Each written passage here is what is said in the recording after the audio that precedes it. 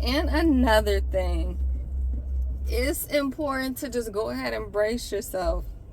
Ooh, I was cooking my butt. I accidentally pushed the seat heater. It's 90 degrees outside. Butt's warm. So anyway,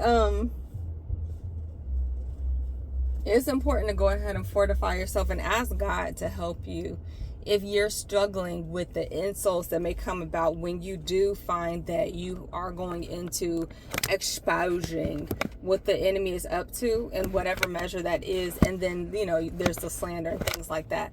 But a hit dog is gonna holler. And to me, I think that saying is probably spiritually based, because Jesus refers to the people that are on the outside of the kingdom of God as dogs.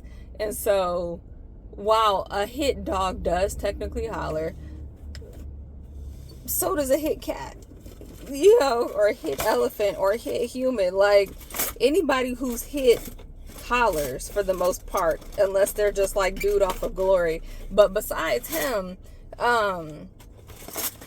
anybody who gets hit is gonna holler. So to me, I have a running list in my mind of sayings that I think are spiritually based, and that's one of them. And I think that a hit dog hollering is spiritually based because they I'm sure it wasn't intended to be literal anyway, but I think that actually means that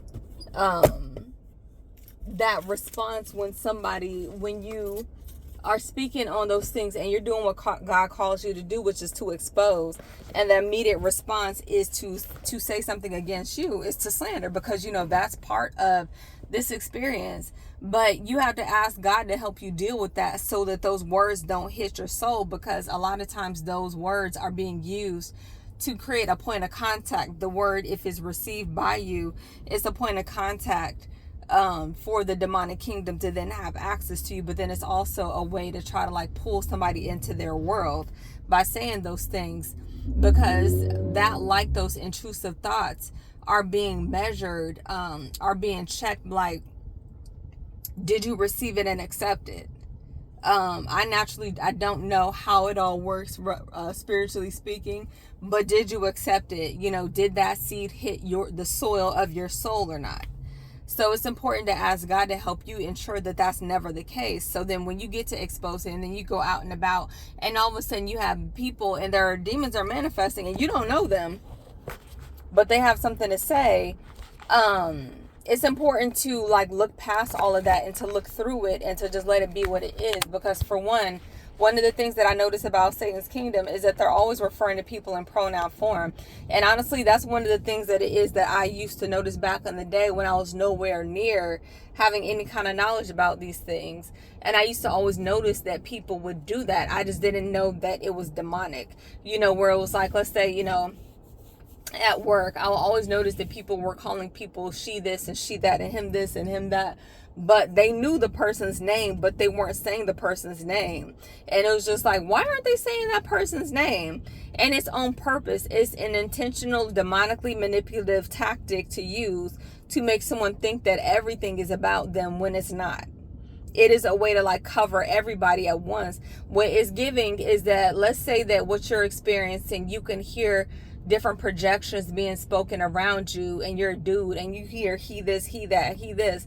Let's say that what you're experiencing is happening to 1,000 other he's. Then the same thing can be said around all of those he's at one time, and nobody knows if, and it's a lie anyway, because it's coming from Satan's kingdom, so it can't be the truth. But then it can have a negative impact on a bunch of people at one time, because I'm not saying your name, I'm just referring to your gender.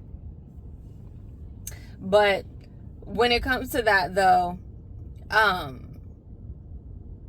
if the enemy is using insults and things like that to say different things about you, well, then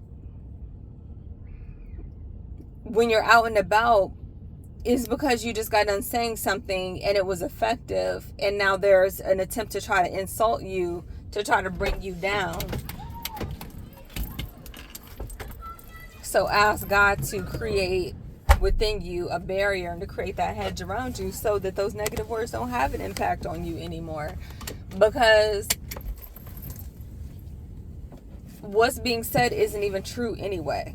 It's literally just the enemy trying to get their lick back, trying to get his lick back. But then the other thing is that when you go into certain spaces,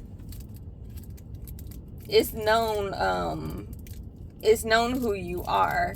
So you know at this point in your walk that if you're not aligned with the enemy, you're going to be called anything not good, because you're not in alignment with those things that are bad.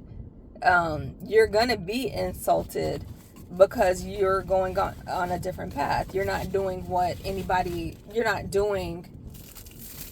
That's not your people. But your people know good and daggone well when they see it and they witness it, they know what they see. So that in and of itself should give you some solace, because you know everybody isn't anything.